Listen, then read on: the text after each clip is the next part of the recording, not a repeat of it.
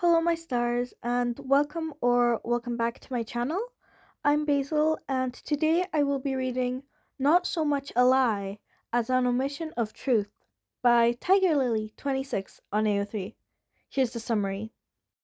Hitoshi hadn't planned on making any friends at UA, but once he was transferred into the hero course, every single person there seemed to take his no friends rule as a personal challenge.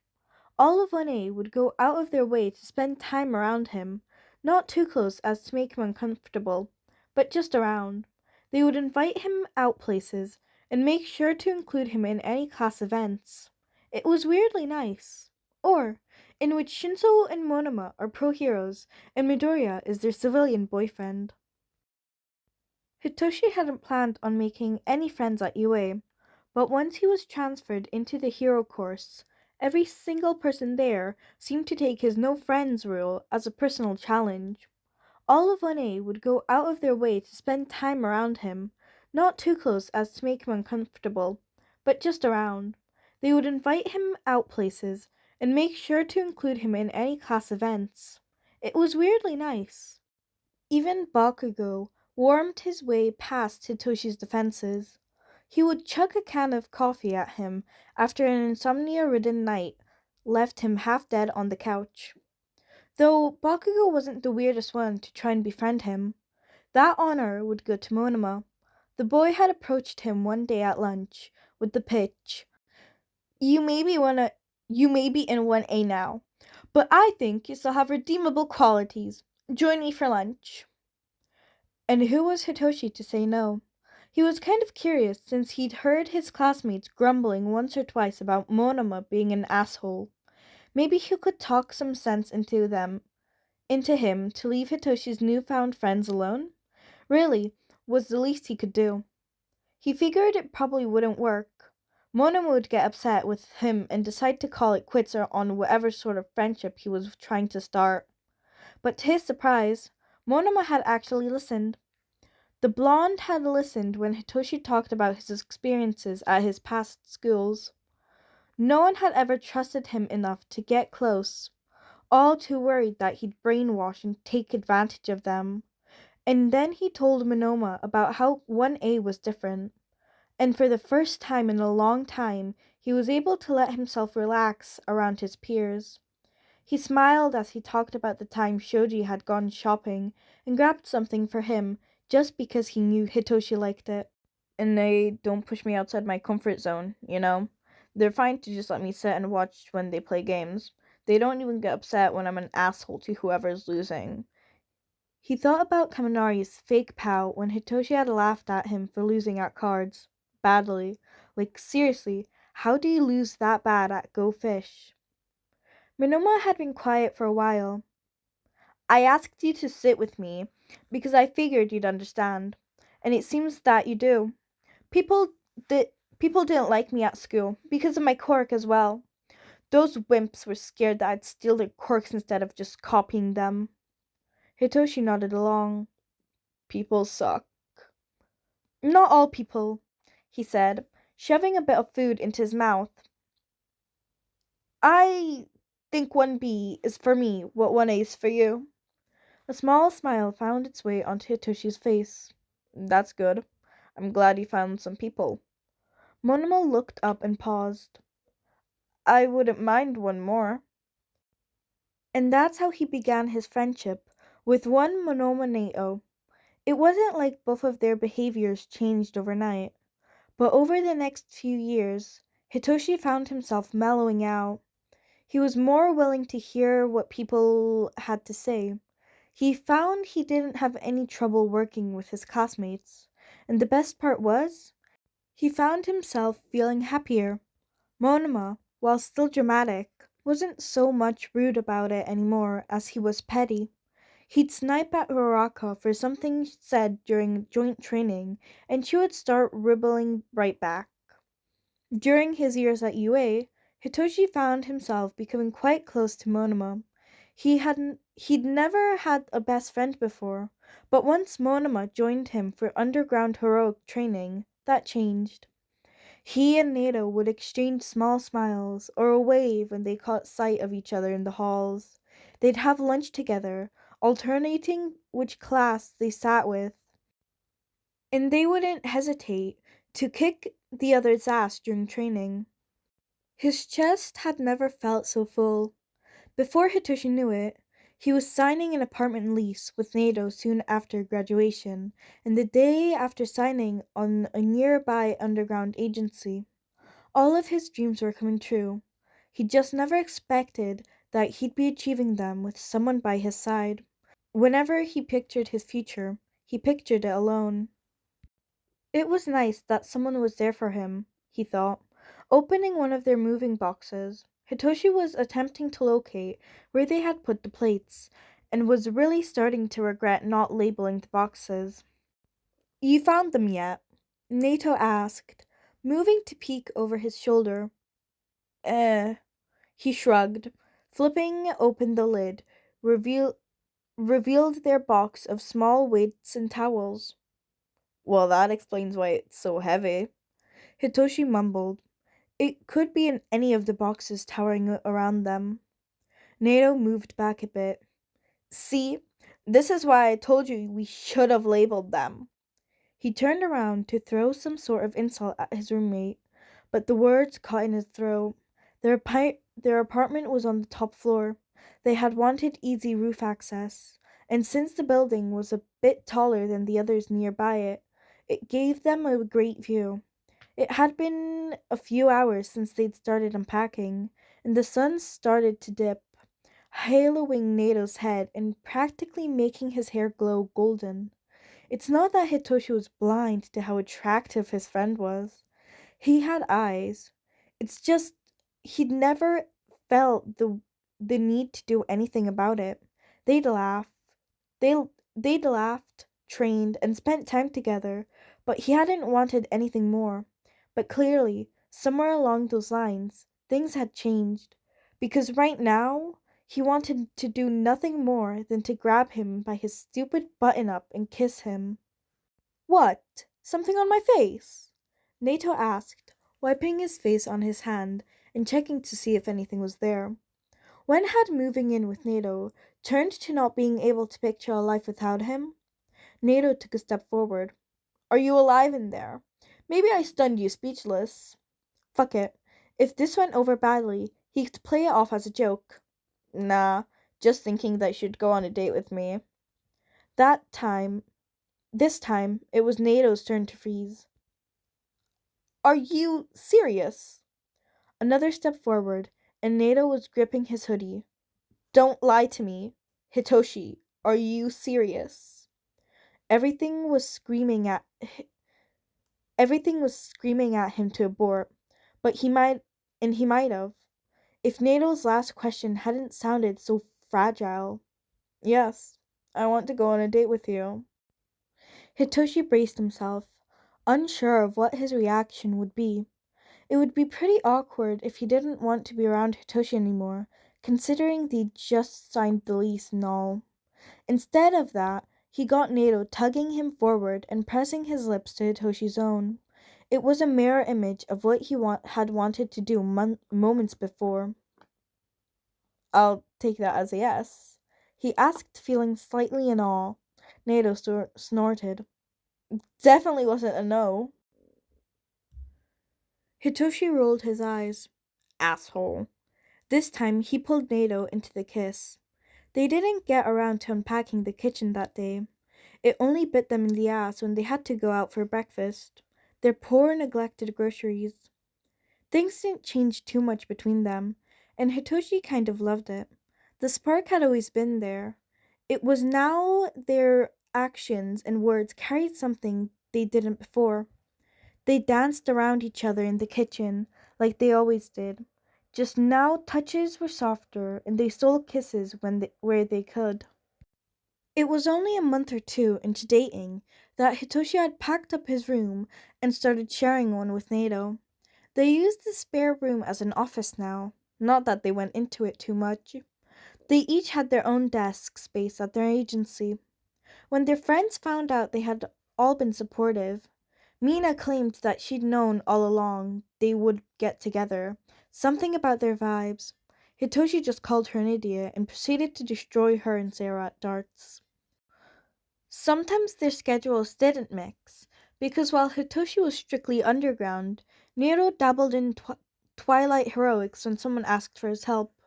When that happened, Hitoshi would often find himself missing spending time with his boyfriend. They found a way to make the edge off by leaving each other increasingly ridiculous notes in weird spots. He'd have to say his favorite was the one Nero had put in the bathroom last week. It was stuck to the underside of the toilet lid, so when he lifted it up, he was greeted by a hot pink sticky note that said boo. He ended up being a bit worried that he'd wake Nero up with his laughing, but he managed not to. He followed it up by leaving one under a cup in the kitchen. On it was a poorly scribbled spider drawing.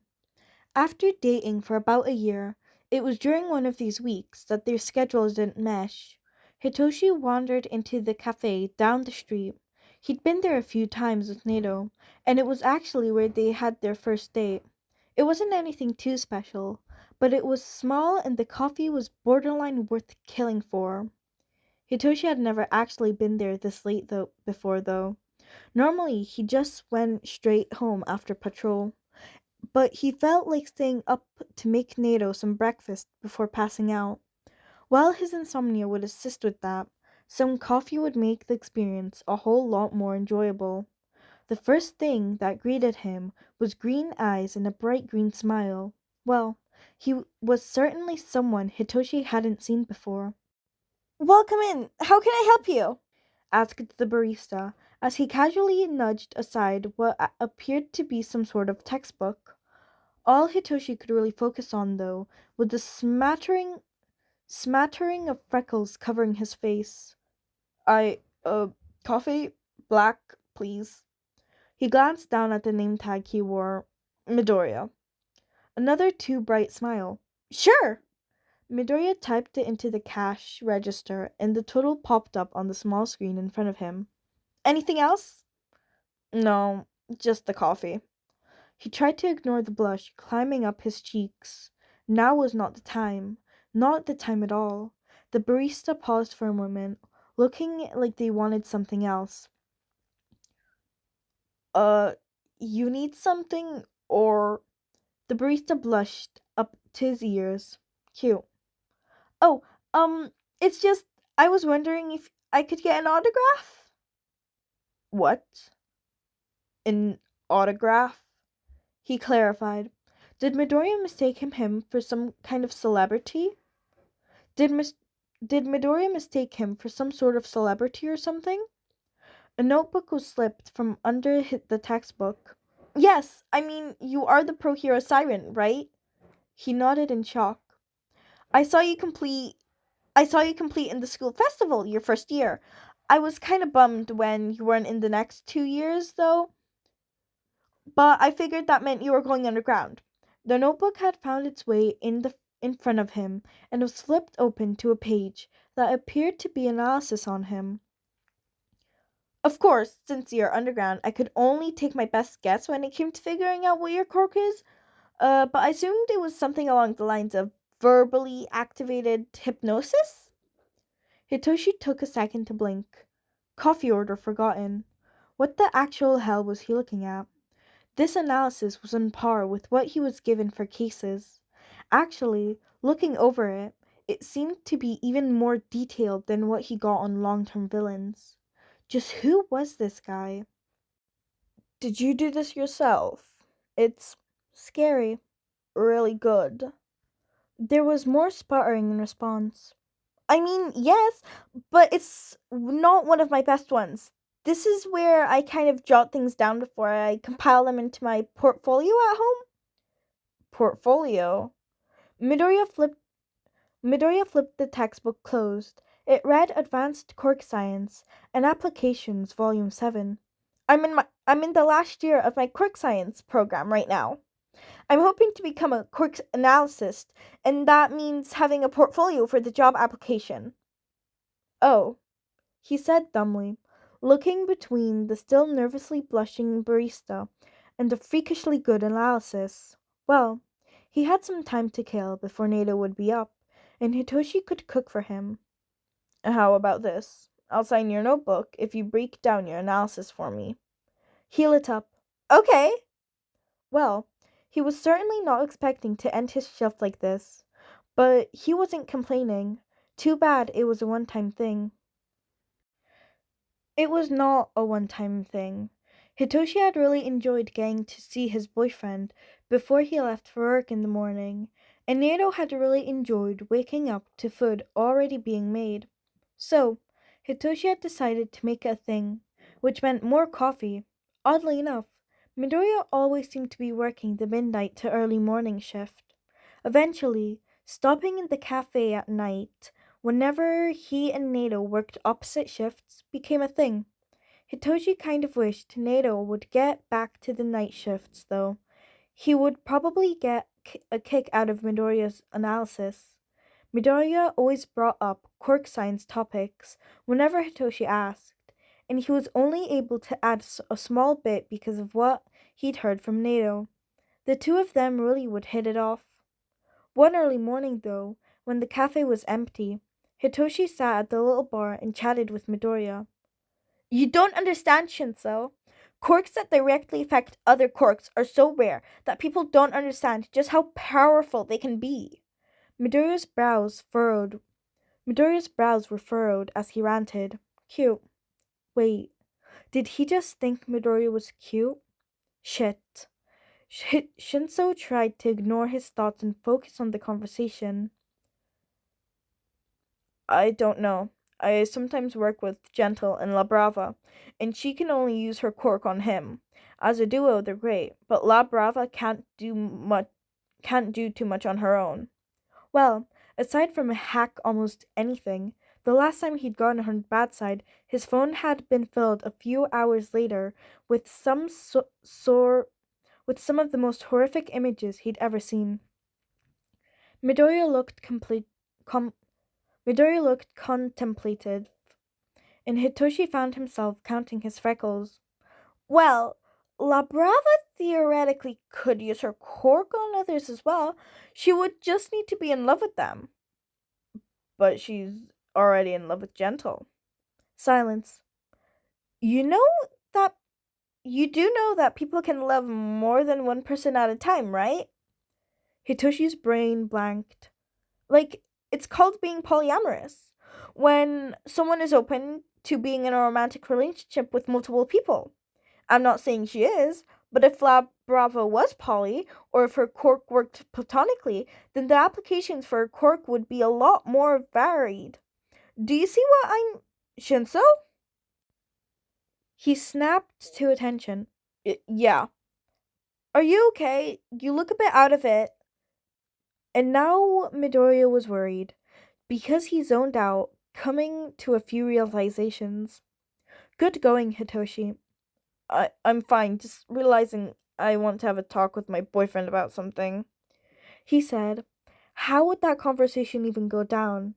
Hey, Nato, you know I love you, but what do you think about me asking out someone else? Yeah, even if he explained it better, he couldn't see it going over well. Midoriya deflated. I didn't know you had a boyfriend. Hitoshi raised an eyebrow.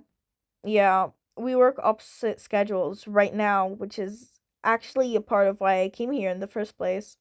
Needed some coffee to keep me up late enough to make him breakfast. The first time? Midoriya's eyes sparkled a bit. Why do you keep coming in then? Hitoshi pretended to think about it. The conversation's not too bad, and my boyfriend likes me making breakfast. Win-win. Midoriya looked contemplative for a moment before nodding. Well, I still stand by the fact that Labrava's quirk is a lot stronger than you give it credit for, and she's a great hero. He was back to pouting. He chuckled. I never said she wasn't a great hero. She could ruin my life if she wanted to. All I said was her quirk can't do much on its own, at least as is. Hitoshi said, taking into account Midoriya's point. Okay, well, what about... Hitoshi let his thoughts race as Midoriya's words ran over him. He was most definitely interested in Midoriya, embarrassing as it was to admit. He had thought about planting a kiss on those freckles once or twice. He just tried to ignore those thoughts since he had a boyfriend.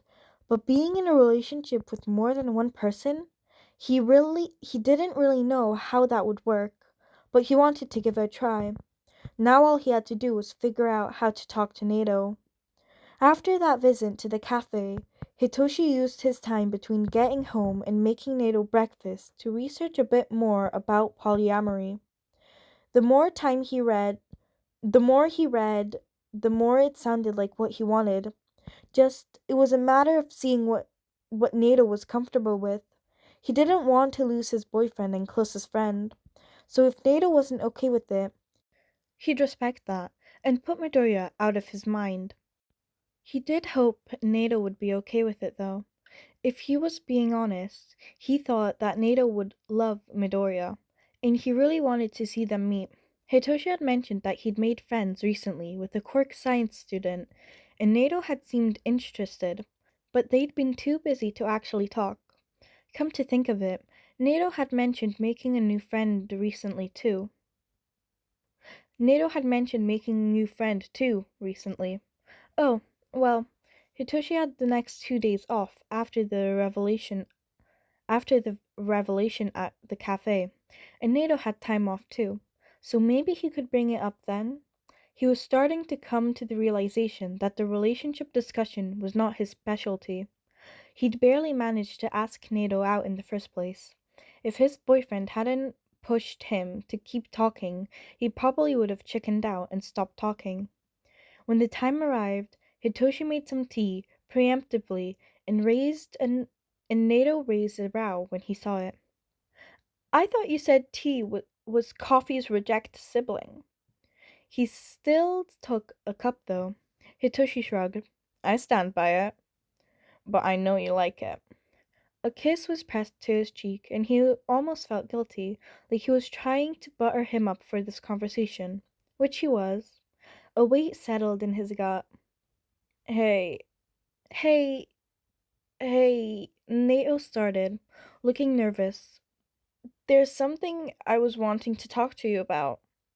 And now Hitoshi felt more nervous than he already was. There was actually something I was hoping to talk about. I there was something I was hoping to talk to you about too. But you go first. Nato blinked. Well, okay, if you insist. He took a gulp of tea. Well, you know that cafe down the street, the one we've gone to for a few dates? Well, this was an interesting coincidence. Yeah. That new friend I mentioned works there. I usually stop in before I go to work and we chat a bit. Well, I don't know how to really say this, but it doesn't change how I feel about you at all. Nato was looking almost scared now, but weirdly, Hitoshi had a feeling he knew what Nato was going to say. You you have feelings for them. Hitoshi guessed. No, I wait. Yeah. Nato seemed to relax a bit. How did you know? He rubbed the back of his neck. Well, I go to the same cafe after I get off my shift, and the quirk science student I mentioned works there, and I kinda have feelings for him. That's actually what I was wanting to talk to you about. Nato's brows furrowed. It it doesn't change how I feel about you. Nato quickly reassured. I love you. It's just I like him too. Green hair and freckles. It was Hitoshi's turn to be thrown off. How did you? Nato burst out laughing. Kami, we're stupid. Hey, I resent that, he said without any heat. Looks like Midoriya managed to capture not just my heart, but yours as well, he said with a smile. You mean? Okay, maybe they were a bit stupid. He nodded. I mean, I mean, we both worried about having crushes on the same person. And Hitoshi couldn't help but laugh. Here they were, both worrying about the exact same thing. He dropped his head into Nato's shoulder. We're disasters, Nato said. Speak for yourself. I'm perfect. We're disasters, Hitoshi said. Speak for yourself. I'm perfect, Nato responded. Hitoshi took the opportunity to press a kiss to his neck. You are, even when you don't do the dishes. Nato whacked his shoulder, but didn't bother correcting him. Alright, my stars, that is the end of the first part of this fic. It's not fully done. I will make 2 other separate parts, but there was just so many words in the one shot that I couldn't do it in one. And I'd also like to apologize for like my lack of uploading and all, but like things have been hectic, but well, it's fine now. And I'm gonna try to upload the next fic I'm wanting to do as well. And I will get the 1K special out soon. But anyway, all my socials are in the description down below. And if you guys have any recommendations for me to podfic, you can put them down in the comments. I always love to see them. And don't forget to take care of yourselves. Hope to see you in the next one. Bye, my stars.